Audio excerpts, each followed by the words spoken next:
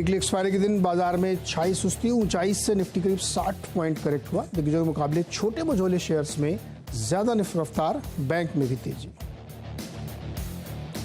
बाजार को मिल रहा है बैंकिंग सेक्टर से सपोर्ट। कल की गिरावट के बाद आज सभी सरकारी बैंकों में तेजी। निफ्टी बैंक भी आधा % से ज्यादा ऊपर।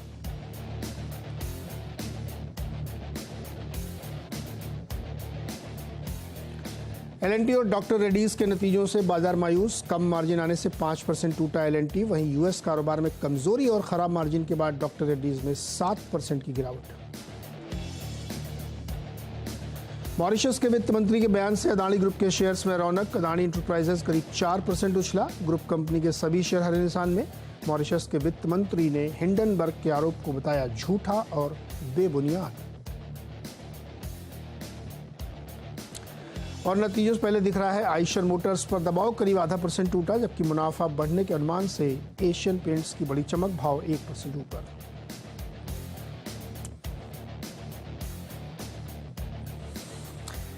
करंट स्टेटस यह है मार्केट का कि बैंक निफ्टी 225 पॉइंट मजबूती के साथ 43,560। निफ्टी बिल्कुल फ्लैट, लेकिन 18,322, 330 की तरफ लगातार रुख करे हुए है। और मिड कैप भी जो है करीब 150 पॉइंट से ज्यादा की मजबूती। लेकिन सबसे बढ़िया एडवांस डिक्लाइन देखिए आप, 2000 से ज्यादा शेयर बढ़ने वाले, मात्र 700 शेयर कमजोरी की। ये जो आंकड़ा है ये बहुत कॉन्फिडेंस देता है कि ब्रॉडर मार्केट में बाइंग दिख रही है। मिड कैप भी पार्टिसिपेट कर रहे हैं और लार्ज कैप भी पार्टिसिपेट कर रहे हैं। और बाकी कुछ स्टॉक्स हैं जहां पे नतीजों के आधार पर उन पर रिएक्शन हो रहा है, जैसे डॉक्टर रेड्डीज और एल&टी की हमने बातचीत की। आज के मेहमान है हमारे साथ सर्वेंद्र श्रीवास्तव। सर्वेंद्र जी नमस्कार। क्या लग रहा है बाजार में भाई, आप क्या होगा?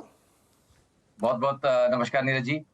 देखिए रेंज में ही चल रहे थे, अभी फिलहाल उस रेंज के अपर एंड पे आ गए हैं। मोटा मोटी अगर आप देखें लास्ट 7-8 दिन से 18,100 से लेके 18,350 की एक रेंज चल रही है निफ्टी में। और बैंक निफ्टी में आपको नीचे में तकरीबन 42,600 से लेके ऊपर में आपको 43,800 तक की जो रेंज चल रही है। आई थिंक मोटा मोटी इन रेंजेस में हम फंसे हुए हैं लास्ट 7-8 दिनों में। और डिसाइसिव ब्रेकआउट इधर साइड अगर कुछ हो जाए तो जाके आई थिंक एक ट्रेंड निकलेगा। बट इन द टाइमिंग मुझे लगता है जब तक ये इस अंतराल में आई थिंक और 2-4 दिन इस रेंज में रह जाए तो मुझे आश्चर्य नहीं होगा। तो मैं रेंज के ब्रेकआउट का वेट कर रहा हूं लास्ट 7-8 दिनों से, बट हो नहीं पा रहा है। तो ये मान के चलता हूं कि अपर एंड पे है। तो जिन्होंने शॉर्ट टर्म ट्रेडिंग के लिए चीजें ली हुई हैं, जिन्होंने 1-2 दिन 4 दिन के हिसाब से ट्रेडिंग बेट्स ली हुई हैं, उनको थोड़ा मुनाफा बुक कर लेने में कोई हर्जा नहीं है, क्योंकि ट्रेडिंग रेंज के अपर एंड पे है जैसे मैंने बोला मार्केट। और जब रेंज का ब्रेकआउट हो जाएगा तो डेफिनेटली ऊपर का एक ट्रेड और बन सकता है। नहीं हुआ और नीचे गया तो दोबारा एक बार लेने का मौका मिलेगा। और मेरा मानना यही है कि ये रेंज 2-3 दिन और टिकेगी, 3 वर्किंग डेज और टिकेगी, और एक बार वापस कहीं हम रेंज के नीचे की तरफ फिसल सकते हैं। तो आज एक्सपायरी है, आज कुछ भी हो सकता है, वॉलेटिलिटी रहती है। बट ब्रॉडली यही थॉट है कि जब तक रेंज का ब्रेकआउट हो गया तो नए रिस्क रिवॉर्ड नहीं बन रहे हैं, पुरानों में थोड़ा मुनाफा अगर बुक कर लेंगे तो अच्छा रहेगा। सर्वेंद्र जी, ऊपर साइड में निफ्टी का कौन सा लेवल है जहां से आप को लगता है कि यहां से ऊपर का ब्रेकआउट हो जाएगा? देखिए इंपॉर्टेंट दायरे तो सारे फिर 18,500 18,600 के आसपास ही रहेंगे, जहां पे आप बोलेंगे कि एक बड़ा medium term long term breakout हो गया। हमने जब लास्ट कुछ हफ्तों में बात की तो हमने यही बोला कि एक शॉर्ट टर्म सेटअप बन रहा है, उसको खेल लेते हैं। मीडियम टर्म लॉन्ग टर्म तो अपने आप बाद में क्लियर हो जाएगा।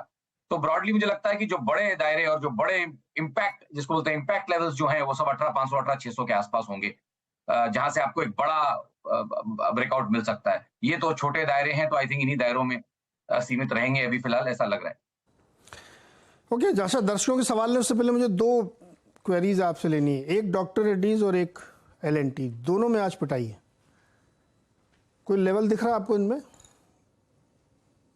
देखिए यहाँ तो अब गैप डाउन जो हो गया, specially for doctor Reddy's case, एक पुल बैक फार्मा का जब हम बात करते हैं कि भाई उन स्टॉक्स में अब जहां पे प्रेशर रहेगा, जिनके पुल जो अपने नए हाइस के आसपास नहीं पहुंच पाए, तो डॉक्टर रेड्डीज उनमें था कि पुल बैक किया, 5,000 के ऊपर टिक नहीं पाया, ऑलमोस्ट 70-80% रिट्रेसमेंट किया आपने पिछले फॉल का, और अब नीचे की चाल वापस चालू की है। तो यहाँ के केस में तो मैं क्लियर कट बोलूंगा कि अब जब तक इसमें सप्लाई थी, लास्ट अगर आप एक 15-20 दिन के सेटअप देखेंगे तो डीआरएल में क्लियर कट सप्लाई थी, और 5,000 के जस्ट नीचे से जहां से वो इन्वर्ट हुआ है, आई थिंक अच्छे से कहीं वहां पे डिलीवरी बेस्ड सेलिंग हुई है, और अब ये इम्पैक्ट नीचे की तरफ है। तो मुझे लगता है कि आज तो ओवरसोल्ड हो गया थोड़ा इंट्राडे में, बट उछालों में मेरे ख्याल से डॉक्टर रेड्डीज में तो मेरी राय बेचने की रहेगी। आई थिंक यहाँ पे जब तक 5,000 के ऊपर नहीं जाता, नेक्स्ट 6 से 9 महीने में लॉन्ग साइड के रिस्क रिवॉर्ड्स अब यहाँ पे खत्म हो गए, और अब शॉर्ट साइड के रिस्क रिवॉर्ड खुलेंगे। शॉर्ट साइड के रिस्क रिवॉर्ड खुलेंगे इसमें। चलिए सब सवाल जवाब लेते हैं, बीच बीच में हम लोग बातचीत भी करते लार्सन रहेंगे। सर लार्सन रह गया, लार्सन में भी हाँ है हाँ कि हाँ हाँ, लार्सन लार्सन बताइए, एलएनटी बताइए बताइए। Larsen is a better, Larsen दोनों में बेटर स्टॉक है। कारण मैं बता देता हूँ कि लार्सन ने अपना नया हाई बनाया, तो ये टेक्निकली स्ट्रॉन्गर स्टॉक है। और मैं ये बोलूंगा चलिए ठीक है, रिजल्ट्स के बाद जो इसकी पिटाई हुई है, जब ये थोड़ी समझ जाए तो फिर यहाँ पे कहीं लेने की कोशिश करेंगे। फिलहाल तो ये भी ओवरसोल्ड है आज इंट्राडे में, तो आज के दिन जाने देते हैं। बट आई थिंक जैसे अगर एक अच्छा बेस बनाने की कोशिश करे, तकरीबन 2150 2200 की रेंज में अगर संभलता है, तो यहाँ पे लेने के मौके उभर सकते हैं शॉर्ट टर्म में। मीडियम टर्म यहाँ पे भी मुझे अब लगता है कि जब तक 2400 के ऊपर डिसाइसिवली बंद नहीं कर पाएगा, जहां पे नहीं कर पाया लास्ट 15 दिनों में, तब तक यहाँ पे नए रिस्क रिवॉर्ड ऊपर के नहीं निकल के आएंगे तेजी के। फिलहाल ओके मुझे लगता है 2200 से लेके 2400 की यहाँ पे रेंज बनने वाली है। ओके, 2200 से लेकर 2400 की रेंज बनेगी। अब सवाल लेते हैं ब्रजनाथ दत्त का, कोलकाता से हमारे साथ जुड़ रहे हैं। ब्रज जी बताइए क्या सवाल है आपका। हाँ बोलिए। मेरा नाम भोजनाथ दत्त है जी। उनका सवाल है कि मेरे पास 66 KEI इंडस्ट्री शेयर है एट द रेट ऑफ 1427। जी, लॉन्ग टर्म के लिए क्या करूँगा? लॉन्ग टर्म के लिए। हाँ सर। ओके सरवेन जी, अच्छा लिया इन्होंने, 1427 पे लिया और बढ़िया 2000 के आसपास ट्रेड कर रहा है ये केईआई इंडस्ट्रीज। जी, लॉन्ग टर्म के लिए ठीक लगता है, सही है। नहीं देखिए, short term, medium term, long term सारे सेटअप्स पकड़ के चल रहा है। और डाउ थ्योरी के हिसाब से भी, अगर आप सिंपल डाउ थ्योरी के हिसाब से भी देखें, तो हाई टॉप हाई बॉटम्स का सिलसिला जारी है यहाँ पे। तो जब तक उसमें कोई ब्रेक नहीं लगता है, तब तक आई थिंक बढ़िया ट्रेड है, ट्रेड में बने रहे। लेकिन हमेशा बोलता हूँ कि जब प्रॉफिट का ट्रेड रहे तो एक ट्रेलिंग स्टॉप लॉस भी जरूर बना के चले। ऐसा ना हो कि आए हुए प्रॉफिट्स निकल जाए। तो वो लेवल्स मेरे हिसाब से जो आ रहे हैं यहाँ पे, मेरे हिसाब से वो तकरीबन 1800 के नीचे आ रहे हैं। तो मेरा मानना ये है, क्योंकि एक लंबी अवधि का इनका ट्रेड है और उसमें खड़े रहना चाहते हैं, प्रॉफिट्स भी इनके पास हैं, तो 1794 के क्लोजिंग ओनली स्टॉप लॉस से मेरे हिसाब से यहाँ पे होल्ड की राय रहेगी। और ऊपर के दायरे यहाँ पे मुझे लगता है कि इससे 2100 2150 के भी सेटअप्स 1 से 3 महीने के लिए बन रहे हैं। ओके, तो ये राय बन रही है डॉक्टर इसमें केईआई इंडस्ट्रीज में। अगला सवाल है मनोज कुमार का, दिल्ली से। मनोज जी नमस्कार, बताइए क्या सवाल। सर नमस्कार, मेरे पास मिर्जा इंटरनेशनल के शेयर है सब 300। हाँ अभी उसके एवज में 300 शेयर हो रहे हैं रेड टेप के, हाँ, पर 306 से टूट के एकदम ये नीचे आ गया था। तो थोड़ा सा गाइड करेंगे कि रेड टेप कब लिस्ट होगा, क्या प्राइस हो सकता है उसका? कब लिस्ट होगा रेड टेप? सर ये बताना थोड़ा मुश्किल होगा, अभी तक लिस्ट नहीं हुआ, तो काफ़ी दिन पहले अलग हो गया था। आपके पास दोनों के शेयर है ना, बराबर बराबर? शेयर है, हाँ जी हाँ जी। ओके, अब वो एडजस्टेड प्राइस के हिसाब से मिर्जा इंटरनेशनल दिखाइए जरा चार्ट में, कितना दिख रहा है इस समय?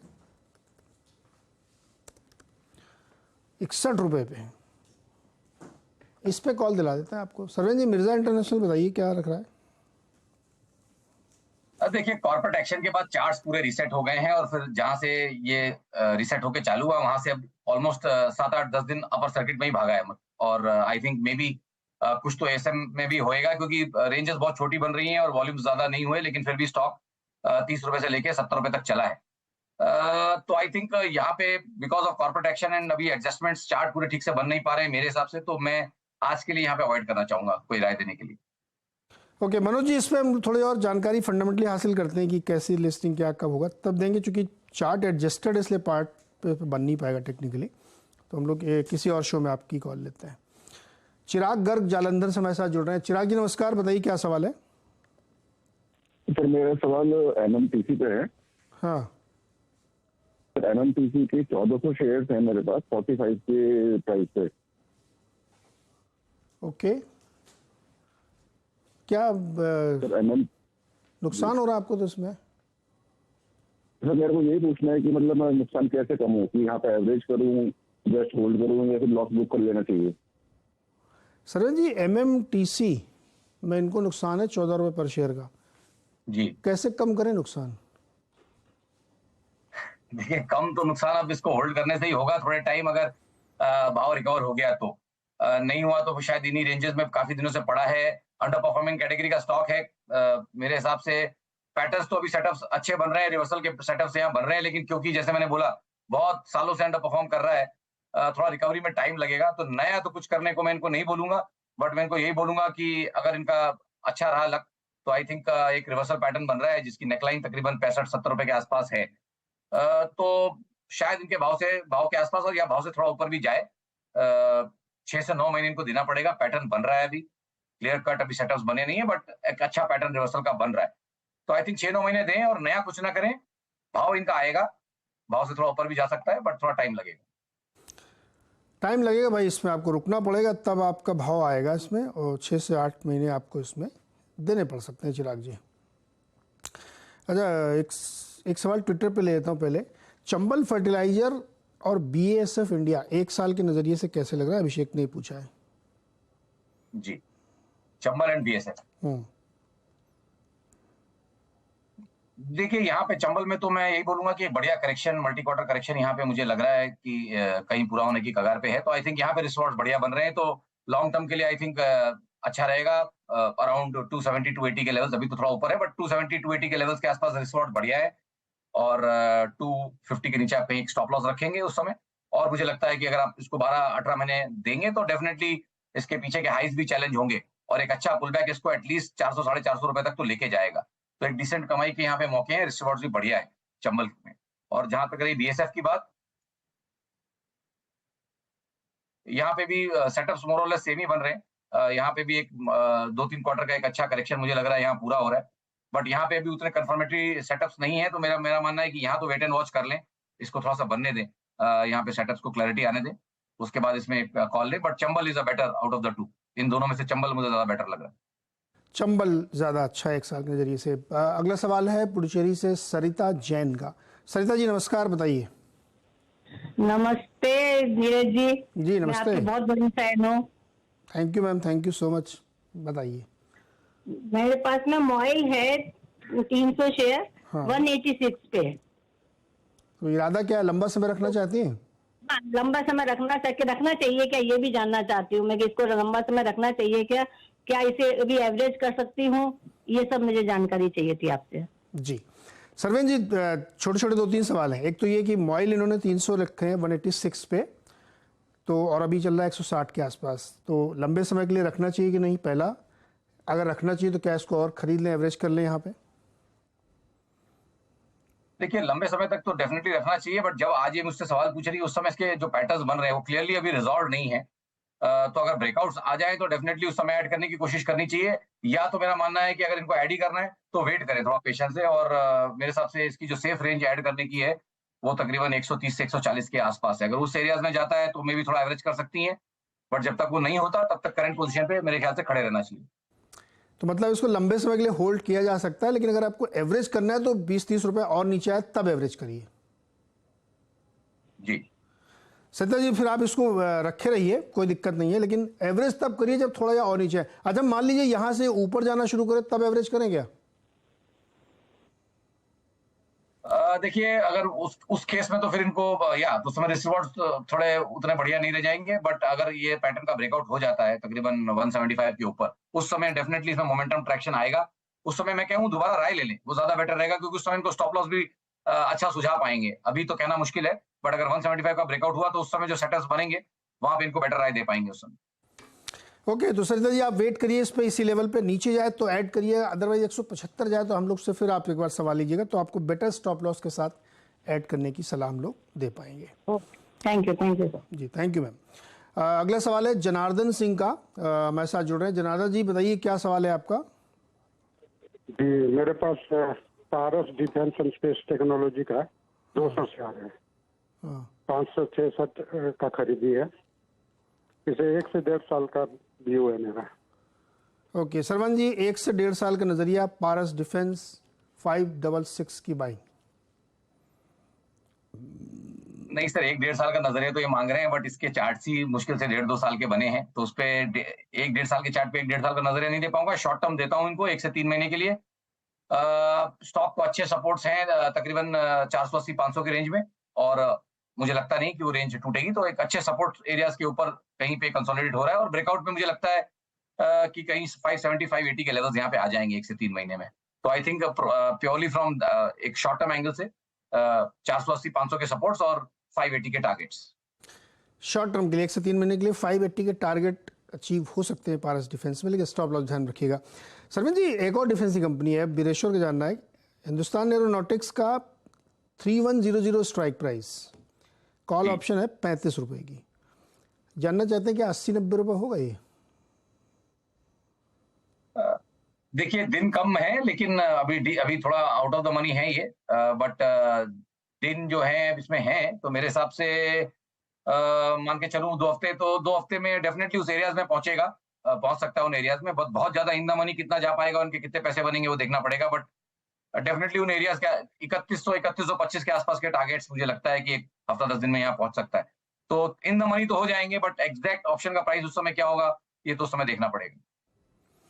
ओके, सर्वेंद्र, एक और सवाल ले लेते हैं। जी। राजेश गुप्ता जी लखनऊ से जुड़ रहे हैं। राजेश जी बताइए क्या सवाल है? हाँ नमस्कार नीरज जी। जी मेरे नमस्कार। पास IDFC फर्स्ट बैंक है 53,000, ओके, ये 65 रुपए में खरीदे हैं, तो इसका सर फ्यूचर क्या है? 53,000 शेयर है IDFC फर्स्ट बैंक के। इसको सही कर लीजिए, 50 लिखा आपने, 53,000 65 रुपए में लिए आपने। 65 रुपए। कब लिए थे, कितने दिन पहले? कुछ लिए थे 2 साल पहले, जब ये 66 रुपए 67 रुपए गया था टॉप पे, हाँ, और कुछ अभी लिए हैं 65 रुपए में। बिल्कुल करीबी मामला है। सर्वेंद्र जी क्या किया जाए? 65 रुपए IDFC बैंक की बाइंग है इनकी, क्वांटिटी ठीक ठाक बड़ी ले रखी इन्होंने, क्या करना चाहिए इनको? नहीं, अपने शहर वाले हैं बिल्कुल, आई थिंक ट्रेड इनका ठीक है फिलहाल, और क्वांटिटी भी अच्छी है, तो शायद पैसे इनके बहुत बढ़िया यहाँ पे बन सकते हैं, बट हमेशा नजर ये भी रखनी है कि भाई किन एरियाज के आसपास अच्छे सपोर्ट है और कहाँ पे सेटअप बिगड़ सकते हैं। तो आई थिंक अगर इनको 12-18 महीने प्लस के लिए अगर ये स्टॉक रखना है, तो इनको एक, जैसे मैं हमेशा बोलता हूँ कि 15 से 20% का एक लीवे, एक स्टॉप लॉस जो ये होता है, उतना इनको रिस्क लेके चलना पड़ेगा। और मेरे हिसाब से फिर 54 के नीचे अच्छे स्टॉप लॉसेस हैं यहाँ पे। मुझे लगता नहीं कि 54 के नीचे जाके ये बंद करेगा नेक्स्ट 3-6 महीनों में, और ऊपर के रुझान रहेंगे। तो एज लॉन्ग एज वो लेवल्स होल्ड है यहाँ पे, तो आई थिंक इनके पास रिस्क रिवॉर्ड अच्छा है, और मुझे लगता है ऊपर में 85-90 के लेवल्स यहाँ पे आएंगे। तो एक 1:2 या 1:2 से थोड़ा ज्यादा एक बढ़िया रिस्क रिवॉर्ड इनके लिए बना हुआ है।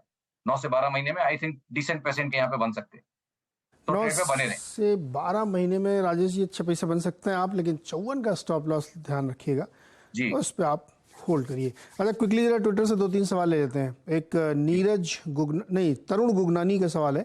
GNFC के 50 शेयर हैं 676 पे, लॉन्ग टर्म में 1000 कब आएगा? हाँ, 1000 कब आएगा? आएगा सर, बिल्कुल। सेटअप्स यहाँ पे अच्छे हैं, मल्टी क्वार्टर करेक्शन यहाँ पे, मल्टी मंथ करेक्शन यहाँ पे मुझे लगता है कि पूरा हुआ है। अब उन एरियाज के पास से ब्रेकआउट करने की कोशिश कर रहा है। तो फिलहाल हम ये मान के चलेंगे कि अगर फ्रेश रैली भी नहीं है तो एक अच्छा बाउंस बैक है, और वो बाउंस बैक आपको तकरीबन यहाँ पे 700-730 तक तो लेके जाएगा। तो स्टेप बाय स्टेप चलते हैं। पहला मुझे लगता है कि इस बुल बैक में 700-730 के लेवल्स हैं, वो प्रॉब्ली आने चाहिए। अगर आप ट्रेड में हैं तो 580 के नीचे आपका एक स्टॉप लॉस भी रहना चाहिए। 579.40 का एक क्लोजिंग ओनली स्टॉप लॉस रखें, और मेरे हिसाब से ट्रेड में बने रहें। ओके, रोहित अग्रवाल की मदद की जाए। इन्होंने डाबर के 50 शेयर खरीदे 524 पे, और ये जानना चाहते हैं कि अगर नीचे की तरफ जा रहा है तो सपोर्ट कहाँ पे मिलेगा, लॉन्ग टर्म के लिए होल्ड करना है इनको। देखिए, FMCG इंडेक्स पे मेरा बहुत ज्यादा अभी रुझान पॉजिटिव नहीं है। मुझे लगता है कि 6-12 महीने या उससे थोड़ा ज्यादा अंडर परफॉर्मिंग कैटेगरी का सेक्टर रहेगा। तो जब ये लॉन्ग टर्म पूछ रहे हैं, तो मेरे हिसाब से जो थोड़े से वो सेक्टर्स में ध्यान दें जहाँ पे थोड़ा सा अंडर परफॉर्मेंस रही है 6-12 महीने, और वहां पे जाने की कोशिश करें। बट यहाँ से मेरा मानना तो ये रहेगा कि इनकी उम्मीदें नेक्स्ट 12-18 महीने में डाबर शायद ना पूरी कर पाए, और शायद यहाँ 10-12% के ऊपर का रिटर्न इनका ना बन पाए। साल भर में 12% कम है, ठीक है, लॉन्ग टर्म इन्वेस्टर है तो। नहीं सर, साल में जब आपको इस समय दिख रहा है, मैं ये 18 महीने के लिए मैंने बोला, मुझे लगता है कि शायद मैक्सिमम वो रिटर्न है। मुझे लगता है नेक्स्ट 6-12 महीने में यहाँ पे नेगेटिव रिटर्न भी हो सकते हैं, तो अब वो रिस्क लेना है इनको कि 10-12 शायद कमा लें, और नीचे में भी 10-12 का रिस्क है। तो एक 24% का एक बैंड है, जो कि मेरे हिसाब से काफी वाइड है, और अच्छे स्टॉक्स पड़े हैं। जैसे भी हमने अभी GNFC बोला, उसका चार्ट इससे लाख गुना अच्छा है अभी फिलहाल। तो आई थिंक मैं कहूंगा कि वो पैसे वहां भी डाल सकते हैं। जस्ट एक एनेक्डोटल बात चल रही है, इसलिए बोल रहा हूँ कि इससे बहुत अच्छे स्टॉक्स पड़े हैं जो कमा के 15-20-25% दे सकते हैं साल के। तो पैसा कमाने के लिए तो आए मार्केट में, तो भाई आप देख लीजिएगा रोहित जी, आप चाहें तो चेंज कर सकते हैं, डाबर की बजाय GNFC है अच्छा चार्ट। Change your stock. अच्छा, UPL का चार्ट दिखाइए डॉक्टर साहब। UPL किस भाव पे इस समय चल रहा है? रिजल्ट के बाद UPL में पिटाई हो गई। देखिए, चमन जैन जी हैं, इन्होंने 730 पर एक लॉट लिया था कॉल का, 730 स्ट्राइक प्राइस वाली 14 रुपए पे एक लॉट। भयानक लॉस है रिजल्ट के बाद से इनको। क्या करें, बुक करें नुकसान?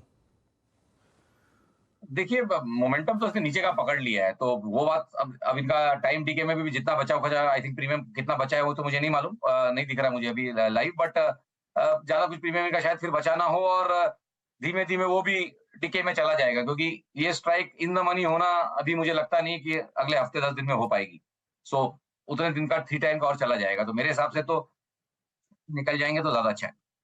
इसमें से निकल जाए तो जहां मतलब, तो देखिए कितने सारे लाल कैंडल बन गए और दबाव ही जी। दबाव है। सरवन जी, बायोकॉन का चार्ट देखिए जरा। जी इसने 198 का लो बनाया, उस समय किसी एक फंड ने बड़ी बिकवाली की, उसने एग्जिट लिया, और जी। वहां से आप देखिए आप कितना 25% का रिटर्न। जी। अब क्या लगता है यहां से आगे क्या होगा?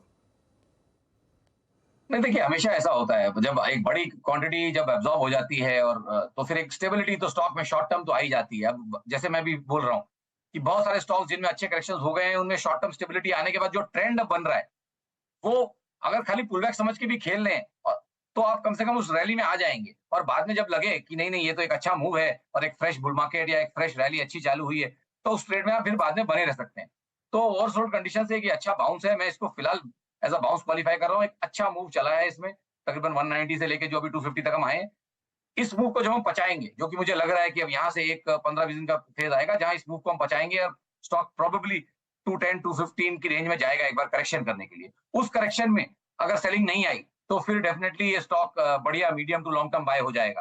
फिलहाल शॉर्ट टर्म के रिस्क रिवॉर्ड्स खत्म हो चुके हैं, क्योंकि पुल बैक करके अपने लंबे अवधि के एवरेज के जस्ट नीचे आया हुआ है। तो अब यहाँ से नया ट्रेड तो आप नहीं लेंगे, बट जिनके पास है वो 210 के ट्रेलिंग स्टॉप लॉस से, 209.40 के ट्रेलिंग स्टॉप लॉस से मेरे हिसाब से ट्रेड में बने रह सकते हैं। और क्वालिफिकेशन तब आ जाएगा जब 210 220 होल्ड कर लेगा नेक्स्ट करेक्शन में, तब ये एक मीडियम टू लॉन्ग टर्म एक बढ़िया फार्मा में एक बढ़िया नाम हो जाएगा पोर्टफोलियो में होल्ड करने के लिए। ओके। मेहा तिवारी का सवाल है, टाटा मोटर्स के इनके पास 191 शेयर है 486 रुपए के भाव के, यहां से आगे का रास्ता क्या है? 507.80 भी चल रहा है अभी। देखिए टाटा मोटर्स डेफिनेटली अपने स्पेस में यहाँ पे अपने सेक्टर में आउट परफॉर्म भी कर रहा है, और कोशिशें तो यहाँ लगी हुई हैं कि कहीं पीछे के लेवल्स को ब्रेकआउट करे। बट ये भी मान के चलें कि वो जो इसके लेवल्स थे 2015 में स्टॉक टॉप आउट हुआ था, 15-16 में स्टॉक टॉप आउट हुआ था तकरीबन 600 के ऊपर, 605। तो आई थिंक अभी भी उन एरियाज के पास चैलेंजेस रहेंगे, बहुत लंबे अवधि के वहां पे हर्डल्स हैं। तो यहाँ से मैं भी इनको यही बोलूंगा कि स्टॉप लॉस जरूर ट्रेल करके रखें, और मेरे हिसाब से अभी कॉस्ट के आसपास अपना स्टॉप लॉस बना के रखें। अगर उसके नीचे किसी कारण से जाता है तो निकलने की भी कोशिश करें, क्योंकि फिर लार्जर करेक्शंस अगर आएंगे तो स्टॉक मेरे हिसाब से 410 420 की तरफ भी फिसल सकता है। सो ये डेवलपिंग स्टोरी है, बट फिलहाल एक स्टॉप लॉस जरूर लगा के रखें। डेवलपिंग स्टोरी रहती है तो मैं एक ट्रेड उनको कॉल नहीं दे रहा हूँ, बट स्टॉप लॉस ट्रेल करके रखें। अगर ब्रेकआउट नहीं हुआ तो 410 420 आएगा 6-9 महीने में। ओके। अच्छा, HDFC बैंक का फ्यूचर 1640 में लिया है तरुण ने, क्या टारगेट रखना चाहिए इसका? HDFC बैंक 1640 टारगेट फ्यूचर में लिया है। देखिए जो गैप इसने छोड़ा था उसको या तकरीबन भरने की कोशिश की है, वहां से प्रेशर इसमें आ गया है। तो मैं कहूंगा कि ट्रेड का प्रॉफिट में है, और मैं मान के चल रहा हूँ कि FNO किया है तो शॉर्ट टर्म ट्रेड ही है, क्योंकि 1 मंथ के टाइम फ्रेम से मोस्टली ट्रेड करते हैं लोग। तो मेरा मानना है कि स्टॉप लॉस जरूर बना के रखें इस समय, कॉस्ट के आसपास या कॉस्ट से 4-5 रुपए नीचे स्टॉप लॉस बना के रखें। 1639 का एक बढ़िया स्टॉप लॉस आ रहा है मेरे हिसाब से, 1639.40 के स्टॉप लॉस से मेरे हिसाब से ट्रेड में फिलहाल बने रहें। ट्रेड में बने रहना चाहिए। दिव्य अग्रवाल दिल्ली से हमारे साथ जुड़ रहे हैं। दिव्य जी बताइए क्या सवाल है?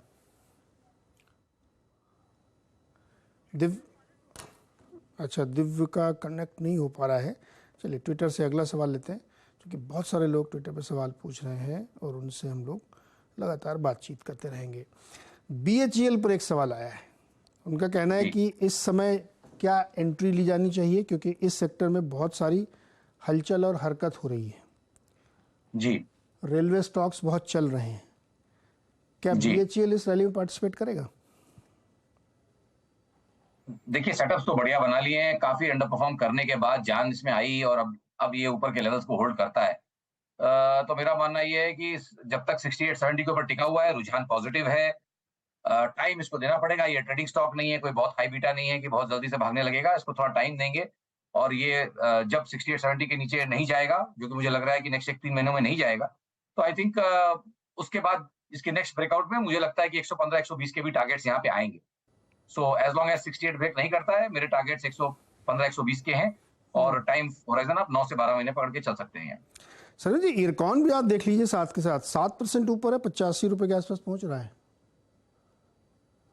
जी आई थिंक रेलवे स्टॉक्स में बहुत अच्छा ट्रैक्शन, अच्छा मूवमेंट है, बट किन्हीं कारणों से मैं इस पर राय नहीं दे पाऊंगा आज। ओके, इरकॉन पे राय नहीं दे पाएंगे सरवीन जी।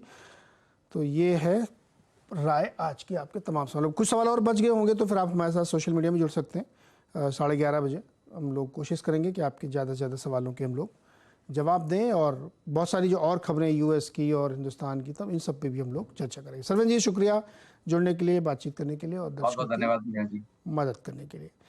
छोटा सा एक ब्रेक लेंगे यहाँ पे, और ब्रेक से जब वापस आएंगे तो हर्षदा लेके आएंगी खिलाड़ी नंबर 1।